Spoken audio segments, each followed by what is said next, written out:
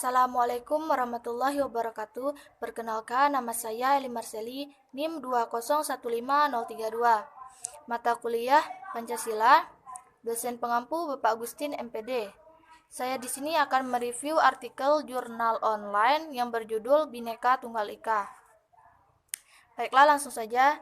Sejarah Bhinneka Tunggal Ika. Menurut Suhandi Sigit, dalam bukunya yang berjudul Empat Pilar Kehidupan Berbangsa dan Bernegara, mengemukakan bahwa ungkapan Bhinneka Tunggal Ika dapat ditemukan dalam kitab Sutasoma yang ditulis oleh Empu Tantular pada abad 14 di masa kerajaan Majapahit. Dalam kitab tersebut, Empu Tantular menulis, Ruaneka Datu Winuwus Buddha Wisma, Bineki Rakwa Ring Apan Kena Parwanosen, Mangkang Jinatwa Kalawan Siwat Tawatwa. Tunggal, Bhinneka Tunggal Ika, Tanhana Dharma Mangwa, bahwa agama Buddha dan Siwa atau Hindu merupakan zat yang berbeda, tetapi nilai-nilai kebenaran Dina Buddha dan Siwa adalah tunggal. Terpecah belah, tetapi satu jua, artinya tidak ada dharma yang mendua. Pengertian Bhinneka Tunggal Ika. Bhinneka Tunggal Ika adalah moto atau semboyan Indonesia. Frasa ini berasal dari bahasa Jawa kuno dan sering kali diterjemahkan dalam kalimat berbeda-beda tetapi satu jua.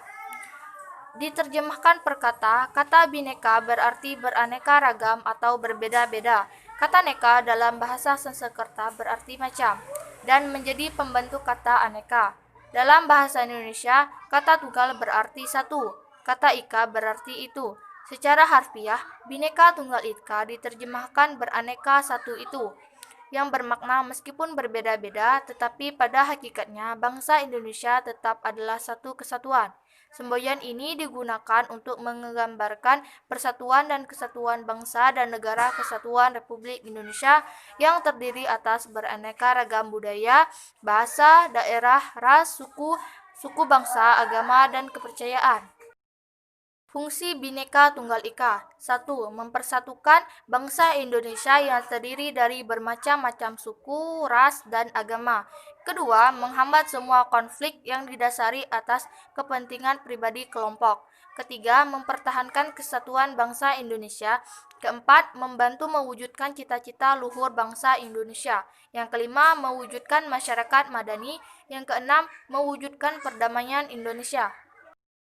Prinsip yang berhubungan dengan persatuan Indonesia. Prinsip Bhinneka Tunggal Ika. Prinsip ini mengharuskan kita untuk mengakui bahwa bangsa Indonesia merupakan bangsa yang terdiri dari berbagai suku, bahasa, agama, dan adat kebiasaan yang menjemuk. Prinsip nasionalisme Indonesia. Nasionalisme akan mengajarkan kita untuk mencintai bangsa kita, tetapi bukan berarti bahwa kita mengagung-agungkan bangsa sendiri. Nasionalisme juga bukan berarti bahwa kita merasa lebih unggul daripada bangsa lain. Sebaliknya, kita tidak boleh memaksakan kehendak kita kepada bangsa lain, karena pandangan seperti itu hanya akan mencelakakan kita. Selain sikap itu tidak realistis, hal itu juga bertentangan dengan sila pertama dan kedua dari Pancasila. Prinsip kebebasan yang bertanggung jawab. Karena manusia adalah makhluk ciptaan Tuhan yang Maha Esa, maka ia memiliki kebebasan dan tanggung jawab tertentu terhadap dirinya, terhadap sesamanya, dan dalam hubungannya dengan Tuhan yang Maha Esa. Prinsip wawasan Nusantara. Dengan prinsip ini, maka kedudukan manusia Indonesia ditempatkan dalam kerangka kesatuan politik, sosial, budaya, ekonomi, serta pertahanan dan keamanan. Prinsip persatuan pembangunan untuk mewujudkan cita-cita reformasi. Dengan adanya semangat persatuan dan kesatuan dari seluruh bangsa Indonesia, maka diharapkan agar kita dapat mengisi kemerdekaan serta melanjutkan pembangunan menuju masyarakat yang adil dan makmur. Implementasi Bhinneka Tunggal Ika. Perilaku inklusif, mengakomodasi sifat pluralistik, tidak mencari menangnya sendiri, musyawarah untuk mufakat, dilandasi rasa kasih sayang dan rela berkorban. Kesimpulan, wujud dari keragaman di dalam semboyan Bhinneka Tunggal Ika itu bermacam-macam, yaitu terdiri dari suku bangsa.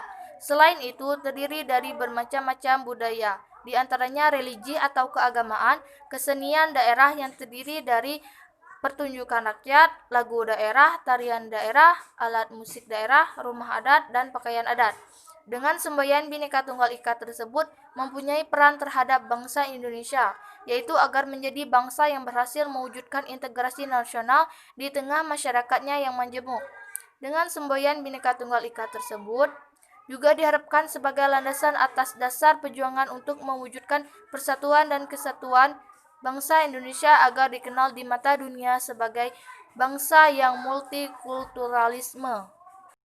Membina bangsa Indonesia yang multikultural memerlukan upaya yang berkesinambungan serta berkaitan dengan berbagai aspek agar tercapai integrasi nasional melalui semboyan Bhinneka Tunggal Ika, yaitu dengan mengadakan proses pendidikan sejak dini dalam lingkungan keluarga, lingkungan pendidikan formal dan informal tentang prinsip bersatu dalam perbedaan, karena individu dalam masyarakat majemuk haruslah memiliki kesetiaan ganda terhadap bangsa negaranya.